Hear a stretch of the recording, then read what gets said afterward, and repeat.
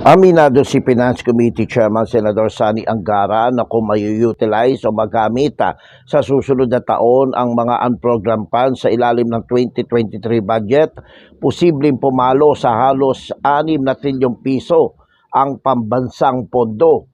Sa ngayon kasi ay excluded o hindi kasama sa bilang ng 5.268 trilyong piso na 2023 General Appropriations Bill ang unprogrammed funds.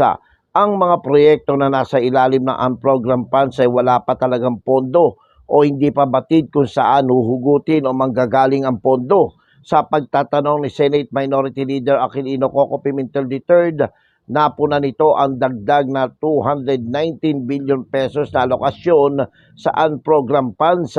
Punto ni Pimentel, kung pagsasamahin ng new program at unprogrammed funds sa 2023 budget, aabot na ito sa 5.8 trillion piso. At kung isasama pa ang panibago na idagdag na 219 billion pesos sa unprogrammed funds, aabot na sa 6 trillion pesos ang pondo sa susunod na taon.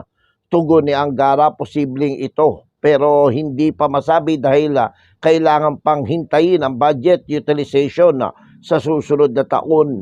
Binigyan din ni Pimentel na hindi malabong ito ang kauna-unahang pondo ng pamahalaan na aabot sa 6 trillion peso. Dahil ngayon pa lamang taong 2022 ay 80% na ng unprogrammed funds ang nai-release at nagamit.